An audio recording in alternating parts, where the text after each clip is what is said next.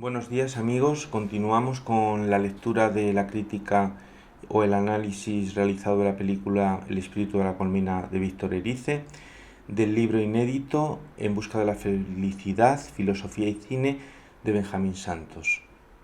El espíritu de la colmena, Víctor Erice, 1973. Ana oye un ruido, es Isabel, se está haciendo la muerta, pero tras varios intentos por parte de Ana por despertarla, al final Ana corre en busca de Milagros, la sirvienta, para pedir ayuda. La niña se encontrará con el lado siniestro de forma explícita mediante la experimentación de la muerte de un ser querido. Por suerte, Ana no alcanza a entender el verdadero significado y consecuencias de estar muerto, pero aún así se asusta sin tener la personalidad formada para enfadarse cuando su hermana Isabel le desvela que todo ha sido un montaje. En la secuencia en la que las niñas buscan setas con Fernando, aprenden y se acercan muy próximas a lo siniestro. Fernando instruye a sus hijas en lo que deben de hacer frente a las diferentes setas encontradas y las consecuencias que puede acarrear su consumo. Fernando cumple la función paternal y de socialización con sus hijas, aleccionándolas frente a los peligros y riesgos del entorno. Entre comillas, hago siempre lo que decía mi abuelo. Cuando no estés seguro de que una seta es buena, no la cojas, porque si resulta que la coges y es mala y te la comes, se acabaron las setas y todo lo demás. Se cierra en el entrecomillado. Es el diálogo de Fernando Fernán Gómez, Fernando, el personaje Fernando, en El espíritu de la colmena. Fernando, mirad lo que hay aquí, un auténtico demonio. Ana, qué bien huele. Fernando, sí, cuando es joven engaña, pero de vieja ya es otra cosa. Fijaos bien en ella, fijaos en ese color que tiene el sombrero, en esas láminas negras. No la olvidéis, hijas, es la peor de todas, la más venenosa. Al que la prueba no hay quien lo salve, se muere sin remisión. He de destacar lo que José Luis Castrillón e Ignacio Martín dicen al respecto de esta escena en su libro El cine de Víctor Erice. Entre comillas, la norma se hace efectiva en la realidad mediante una acción de pura destrucción, que impide todo goce de lo real, una prohibición representada por la aparición de ese gran zapato que pisa la seta y la aplasta. Por tanto, en el bosque se hace efectivo un mecanismo defensivo, neurótico, que proclama una norma represiva sin querer saber nada del goce que ese encuentro con lo real puede llegar a producir. Se cierra el entrecomillado, página 108. Del libro El cine de Víctor Erice, de José Luis Castrillón e Ignacio Martín. Más tarde contemplaremos cómo Ana se vuelve a encontrar una seta igual en el campo, cuando se pierde y no tiene reparo a tocarla. Ella quiere ser libre y decide arriesgarse ante la prohibición de su padre. Imágenes que se desvanecerán por encadenado y se verán sustituidas por el fuego, elemento que esconde grandes riesgos al igual que la seta venenosa. Las enseñanzas de Fernando Fernán Gómez nos recuerdan a la película La lengua de las mariposas, 1999, de José Luis Cuerda, en la que el actor encarna el papel de don Gregorio, un maestro de ideología republicana en el contexto de 1936, que a pesar de ser un buen profesor, tener vocación y enseñar muchos conocimientos y valores a Moncho, es más tarde traicionado por un entorno de dominación al comenzar la Guerra Civil Española, y en el que los personajes deben sobrevivir y sufren el yugo de la represión. Así, Moncho, su alumno, al que tanto le ha enseñado, también acaba traicionándole. Una película triste que refleja las miserias vividas en nuestra sociedad y es una crítica a los dogmas impuestos en el sistema educativo. El personaje de don Gregorio no es autoritario, como lo es en cierta manera Fernando en El espíritu de la colmena, sino que aboga por una relación más igualitaria entre alumno y profesor, y por la defensa en la libertad de expresión y de pensamiento.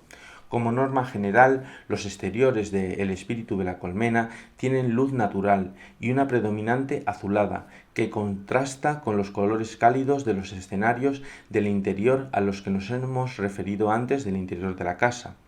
En azul, de manera connotativa, el azul nos sugiere solemnidad, calma, reposo e infinito. En algunos de los planos se ha utilizado la hora del ocaso para aportar más belleza a los fotogramas.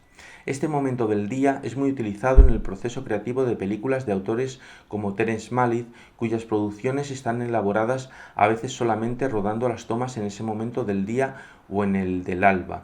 Las películas de Terence Malick son superproducciones millonarias, con una exigente elaboración y con una ingente cantidad de medios a su alcance, además de disponer de las mejores estrellas americanas. Podemos destacar los títulos como Malas Tierras, 1973, El Árbol de la Vida, 2011 o La Delgada Línea Roja, de 1998. Como norma general, a lo largo del film podemos hablar de la utilización de un color denotativo icónico o de alto grado de iconicidad, utilizado para aportar información real, que podríamos diferenciarlo del color denotativo fantasioso con función de distorsionar o modificar la realidad, como los utilizados en la película El Mago de Oz, de 1939, de Victor Fleming, o en fragmentos de la película El laberinto del fauno, 2006, de Guillermo del Toro. Ana pregunta a su madre Teresa mientras ésta la peina. Ana: mamá, ¿tú sabes lo que es un espíritu? Tú no lo sabes, yo sí. Teresa: un espíritu es un espíritu.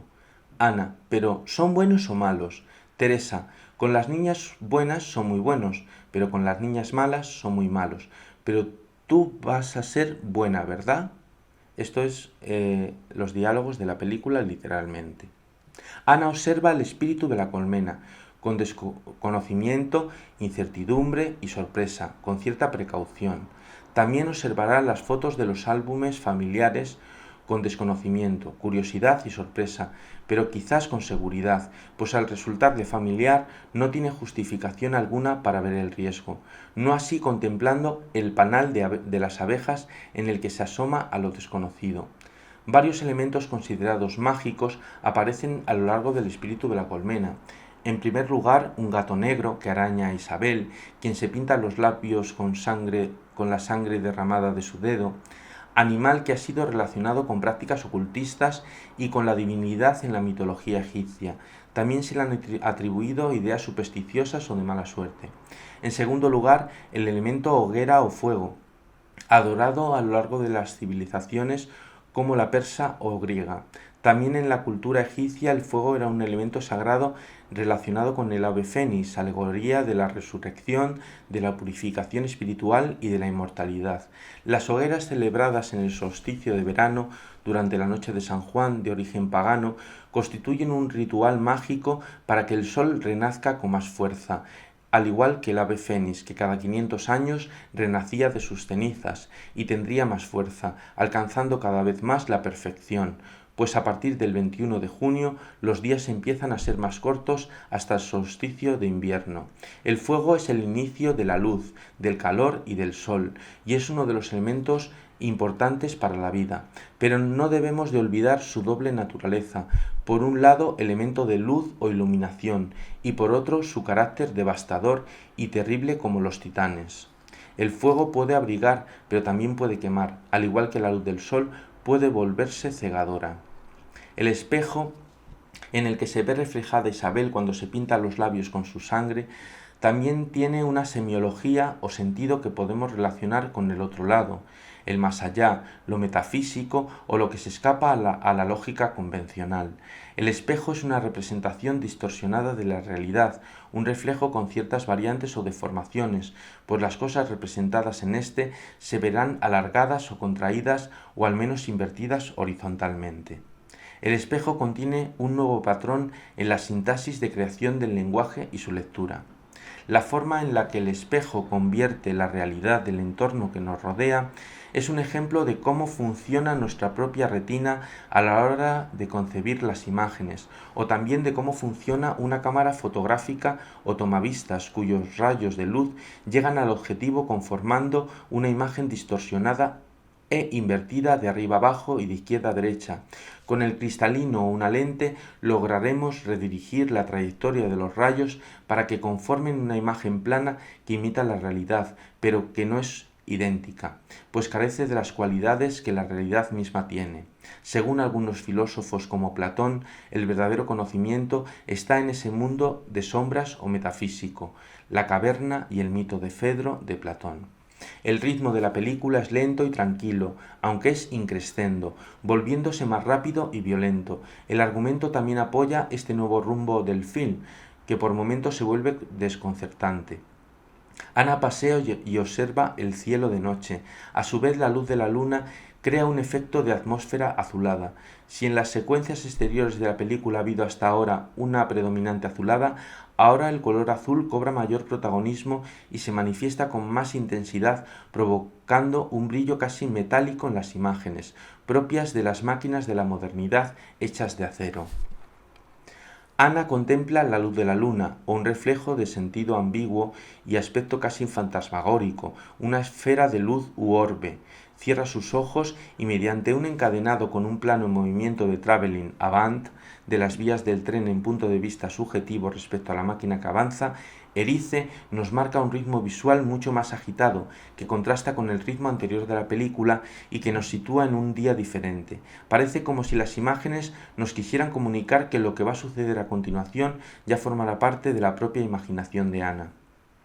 El ritmo acelerado de las imágenes y la virulencia de los sonidos del tren suenan con más fuerza, pues el tren es un elemento que ha estado presente a lo largo de toda la película, al igual que la imagen de la máquina o monstruo de Frankenstein, que ha quedado impresa en la retina de Ana, que desea encontrarse con él, y parece como si su propio deseo fuera atraído o invocado por Ana para incorporarse al propio relato.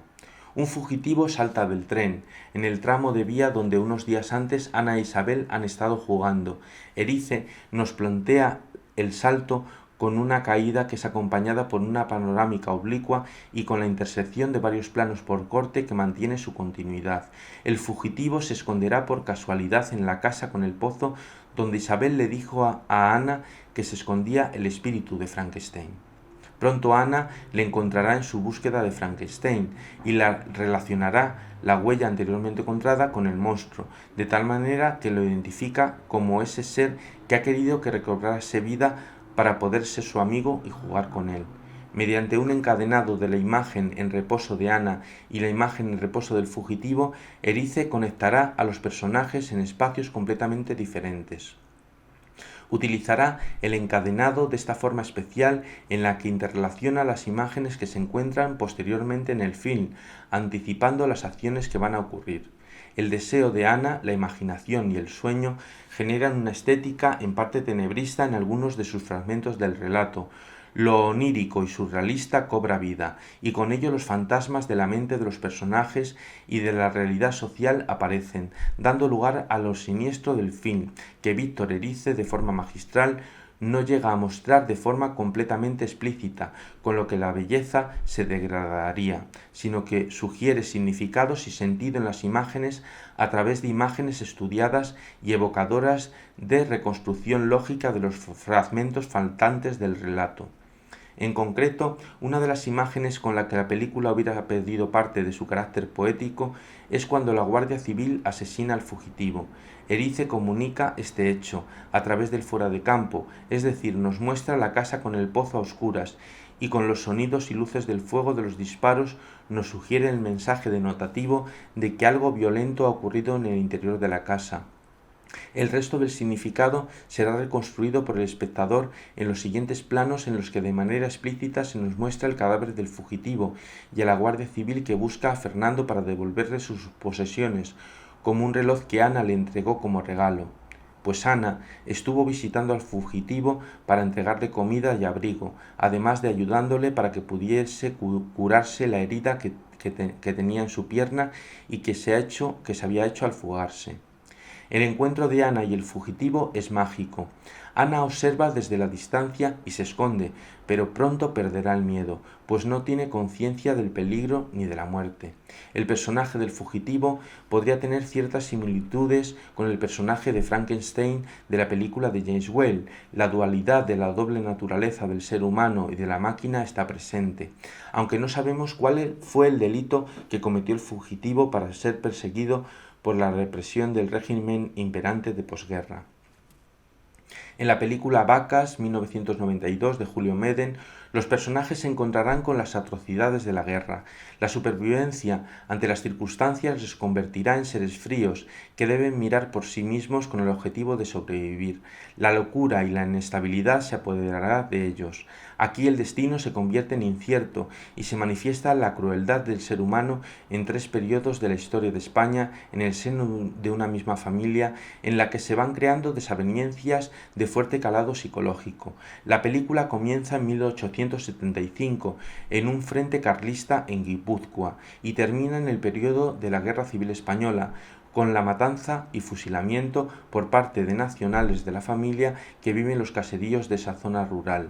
Ana Torrent, ya adulta en la película Vacas, tiene la suerte de marcharse a América para tener un mejor futuro. Su hijo, Carmelo Gómez, vuelve como fotógrafo de guerra años más tarde. Allí se encontrará con su antigua amiga, amor y familiar, Emma Suárez, y con los peligros de una sociedad en la que domina el odio y las ansias de poder. La historia narra diferentes episodios de la vida de los personajes en 3 momentos concretos. Los fantasmas de la locura y del miedo de los personajes, tanto de niños como de adultos, se harán presentes en las imágenes del film. El ritmo visual, a diferencia del espíritu de la colmena, es mucho más rápido y violento, y aportará una estética de tensión continua a la película, cuyo argumento es bastante tormentoso, retratando en la ficción ciertos hechos históricos. En el espíritu de la colmena, la guerra civil ya ha terminado, pero se mantiene una atmósfera de opresión. La niña Ana se encuentra en la casa del pozo con restos de sangre en el lugar en el que cuidaba al fugitivo. Fernando, su padre, se percata de que los objetos que le devolvió la Guardia Civil no fueron robados, sino que Ana se encargó de proporcionárselos a ese hombre. La soledad de los personajes se manifiesta de nuevo, pues cada uno de ellos aparece mediante un montaje paralelo de forma sucesiva en escenarios diferentes buscando a Ana. La niña se rebelará a la autoridad de su padre y huye, perdiéndose en la noche del bosque. En ese momento vuelven a aparecer los fantasmas del miedo y el reflejo de uno mismo, del inconsciente y de los propios sueños, el encuentro con la fragilidad humana y con la vulnerabilidad de una niña de menos de 10 años, pues Ana descubre algo siniestro que le aterra y que su razón aún no logra comprender. La sensibilidad de Ana ha sido afectada y está asustada porque ha visto la sangre de un ser humano como ella, pero a su vez es valiente porque se enfrenta al monstruo de Frankenstein y a una seta venenosa que se encuentra en el bosque. Su rostro se convierte en el rostro del monstruo de Frankenstein en el reflejo del agua de un lago. El espectador, identificado con la niña Ana, se identificará en este momento con su propia sombra del monstruo de Frankenstein. Realmente Ana no tendrá más remedio que enfrentarse al monstruo directamente y no a su sombra. El monstruo aparecerá en la película de tal manera que se muestra un paralelismo formal en la forma compositiva y una puesta en escena con las imágenes de la película de James Whale de 1931. La oscuridad hará conservar los tonos y reflejos azulados en la iluminación y en los reflejos del agua, iluminación que aporta un tenebrismo mágico a las imágenes que se vuelven metálicas y artificiales y pierden iconicidad o realidad. Ana cierra los ojos porque quizás no quiere despertar al mundo adulto. Ella niega la parte siniestra del monstruo. Sería una impresión bastante fuerte para ella creer que el monstruo es realmente feo. Aún no es consciente de la diferencia entre lo que es real y no lo es, y prefiere pensar en lo que le ha dicho su hermana Isabel, que en el cine todo es mentira y que no mueren. Helada de frío y agotada de cansancio, cierra los ojos para soñar y evadirse de esa alucinación de su mente. Se cierra en plano con un fundido a negro. Al amanecer, encuentran a Ana durmiendo al abrigo de un muro de las ruinas de una antigua ermita del entorno de Hoyuelos. El médico le recomendará descanso para que pueda olvidar el efecto de tan fuerte impresión. La narración estará compuesta por pequeños y delicados gestos del personaje de Ana. Los recursos de la producción se consideran modestos, pero la utilización de los medios con respecto al resultado obtenido es extraordinaria. La cantidad de simbologías y significados que pueden contener las imágenes de esta película la convierten en una verdadera obra maestra, imprescindible en el estudio de la cinematografía. Así la película se cierra con el personaje de Ana, que abre la ventana rompiendo la barrera psicológica que siempre parecía existir con el exterior debido a las vidrieras en forma de panales de abeja. La luz del interior ha pasado a ser predominante rojiza a una predominante azulada, acorde con el exterior de las imágenes fantásticas del encuentro con el monstruo. Ana parece que habla consigo misma, pero realmente está hablando con alguien. Podríamos decir que es un espíritu. ¿Es el espíritu del fugitivo o sería una mera ilusión infantil? Ana, si eres su amiga puedes hablar con él cuando quieras. Cierra los ojos y le llamas. Soy Ana, soy Ana. Se oye el sonido de una locomotora que se va desvaneciendo y finaliza la película. Este sonido evoca en el espectador otras imágenes mentales que hemos visto a lo largo del film. El sonido del tren es muy parecido a los momentos cinematográficos en los que el fugitivo salta del tren. No podríamos enmarcar el espíritu de la colmena en un género arquetípico concreto, sino que hablamos de una película cuyo realismo contiene tintes históricos. Obviamente no hablamos de fragmentos de género documental, pero sí de un documento histórico que rescata a una generación en un entorno rural. Es el retrato de una España oscura y sombría. Se trataría de la realidad extrapolada a una ficción o drama, que podríamos calificar dentro del género melodrama con tintes fantásticos y en algunos momentos fantasmagóricos e incluso populares y de los cuentos de hadas. La componente musical y el espíritu etnológico del retrato de la sociedad justifican esta componente nostálgica del melodrama. Asimismo, destacaremos el momento cinematográfico de Teresa tocando el piano, una interpretación de Zorongo gitano, inspirada en la poesía de Federico García Lorca y a su vez en las danzas africanas, y la música popular como la canción Vamos a contar mentiras, que nos traslada a lo castizo y genuino de nuestra tierra, así como nos acerca a nuestra infancia, denotando alegóricamente el argumento de la mentira o doble vida que vive el personaje de Teresa, enfrentado al mundo y consigo misma. También destacaremos el concepto de neofantástico, metafísico o alegórico, del que nos habla el autor Juan Herrero Cecilia en sus escritos sobre estética del relato fantástico, en el que la historia neofantástica, entre comillas, persigue un objetivo filosófico planteando una búsqueda o una interrogación sobre el enigma del destino humano y sobre el enigma del sentido del universo. Se cierran las comillas. También, entre comillas, neofantástico, metafísico o alegórico, que proviene del autor Juan Herrero Cecilia. La belleza del film se distingue claramente de la explicitud fantástica contemplada en El laberinto del fauno, 2006, de Guillermo del Toro. Esta claridad en las imágenes, elaborada de forma cíclica y compleja, no hace a su película menos bella, sino diferente, conformando un cuento sin fin, que permanecerá congelado en el tiempo. En El laberinto del fauno nos encontramos con la niña Ofelia, Ivana Vaquero, quien se encuentra en la realidad de la España de 1944, cuando la guerra civil ya ha terminado, pero siguen existiendo conflictos bélicos con la resistencia escondida en las montañas. Nos encontramos ante una leyenda cuyas imágenes fantásticas están claras y siguen una linealidad en el relato, compenetrado con el género histórico. Pero Ofelia no imagina, sino que vive directamente los encuentros con los habitantes mágicos del bosque. La historia del espíritu de la colmena contempla la vida como enigmática y como un acertijo o misterio. La fuerte impresión experimentada por la niña despierta los monstruos del sueño y de la razón que describe Francisco José de Goya y Lucientes en su Aguafuerte. El sueño de la razón produce monstruos. La pirámide de Abraham Maslow nos sitúa en la base de las necesidades experimentadas por el individuo desde el punto de vista del personaje de la niña Ana. La razón de Ana, a pesar de no ser una razón adulta, es una razón no consolidada que se está adaptando al medio y que está creciendo y aprendiendo del entorno en su proceso básico de socialización.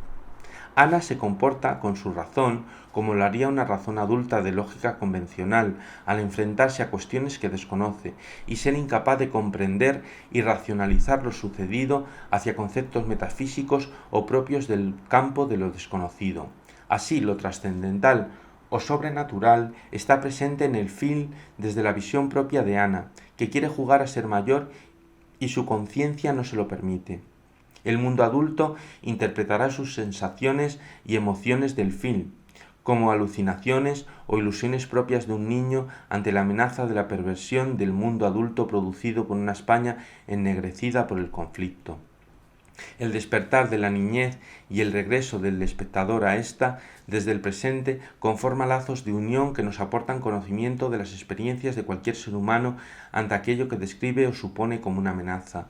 El orden natural y lógico de las cosas se verá interrumpido por esa componente sobrenatural que caracteriza la película, que nos plantea una reflexión acerca de lo social, de los comportamientos del ser humano, de su desarrollo, de su conformación como personas en la comunidad u organización, un documento o retrato de cómo vivían generaciones anteriores o contemporáneas del pasado del espectador del presente.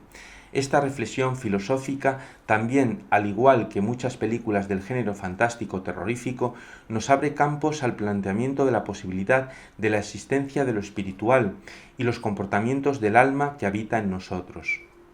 Yendo más allá, nos incita a la reflexión de lo esotérico, aquello que es de difícil acceso para la mente, y de la existencia del ocultismo o campo del conocimiento al que la razón convencional no ha podido llegar o demostrar científicamente. Las últimas palabras de Ana en la película también podrían entrever un contenido cercano o abarcar una reflexión sobre las técnicas espiritistas que ya contemplan autores como el poeta André Breton en su manifiesto surrealista. Cierta lógica del mundo adulto, así como la medicina o psiquiatría, podrían definir la alteración de la percepción de la niña. Ana como el producto de un trauma ante el shock emocional vivido. La consolidación de estos gestos o alucinaciones en el tiempo podría derivar en una alteración de la percepción del entorno. El trauma podría aflorar y convertirse en enfermedad o cierto grado de locura y dejar de ser un conato. En la literatura de caballerías contemplamos el cuento, primera novela moderna, El Quijote, en el que nuestro conocido protagonista lucha quijotescamente por el amor de su amada Dulcinea, sin conseguirlo, y su locura le hace desfigurar o deformar la realidad, creyendo luchar contra encantamientos mágicos o gigantes. Sin duda se nos mostrará una lección de realismo. En el grabado de Gustave Doré, 1832-1883, podemos observar cierto paralelismo con el aguafuerte. El sueño de la razón produce monstruos de Goya, pues los monstruos afloran en la mente del personaje, al igual que en la niña Ana aflora la imagen del monstruo de Frankenstein. Así también esa lección de realidad queda reflejada en los textos de Erasmo de Rotterdam, quien se encarna en el espíritu de lo femenino y de la divinidad en su elogio de la locura, para describirnos ese placer y hacer una crítica del conocimiento convencional desde un posicionamiento jerárquicamente trascendental, ya contemplada anteriormente en nuestro estudio por Emmanuel Kant. Entre comillas, si alguien sostuviera que soy Minerva o la sabiduría, ¿precisaría describirle quién soy? ¿No le bastaría mirarme un solo instante para convencerse de lo contrario? No puede haber en mi farsa ni disimulo alguno, y jamás se refleja un sentimiento en mi rostro que no salga del corazón.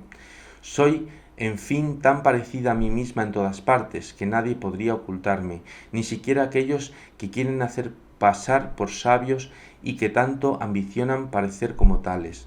A pesar de todos sus gestos, a lo único que consiguen parecerse es a monos vestidos de púrpura o asnos cubiertos con piel de león. Procuran hacerlo lo mejor posible, pero siempre dejan algún resquicio que les delata, dejando asomar al final la cabeza de Midas. Se cierra el entrecomillado Erasmo de Rotterdam en El elogio de la locura. La locura y monstruos de la razón de los personajes en las historias de ficción, y así también en la vida misma de lo real, les ayuda a sobrevivir ante la cotidianidad, lo monótono o las amenazas y desavenencias del entorno. En el espíritu de la colmena, lo inconsciente, lo pasional y la locura de los personajes les hace sentirse vivos. Volvamos a encontrarnos con las palabras de Erasmo de Rotterdam en las siguientes citas.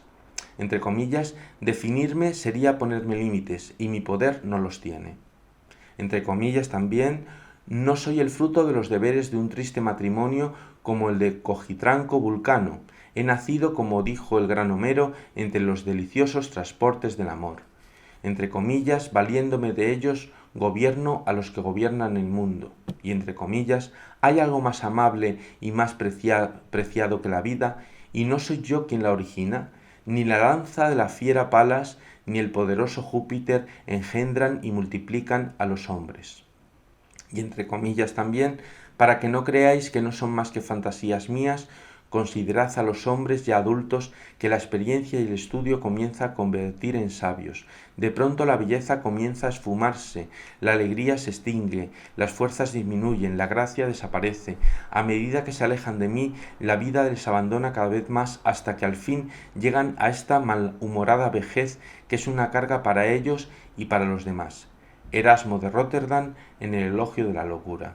Por tanto, la locura o cierto grado de ella nos aporta placer y nos da vida. Se conforma como una cualidad o parte del conocimiento, y la niña Ana se siente viva creyendo en sí misma y en los monstruos que genera su mente, en la proximidad con esa parte desconocida y misteriosa que aporta riesgos. De hecho, la experiencia del placer y de lo cercano a lo siniestro le hace feliz. No olvidemos que nuestros planteamientos e indagación sobre la belleza van encaminados al estudio de la búsqueda de la felicidad a través del cine, teniendo en cuenta ciertos momentos cinematográficos de las películas seleccionadas.